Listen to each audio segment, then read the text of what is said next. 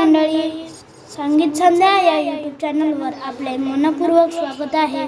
मी रजनीश आज आपल्या समोर एकादशी विशेष एक सुंदर भजन सादर करीत आहे।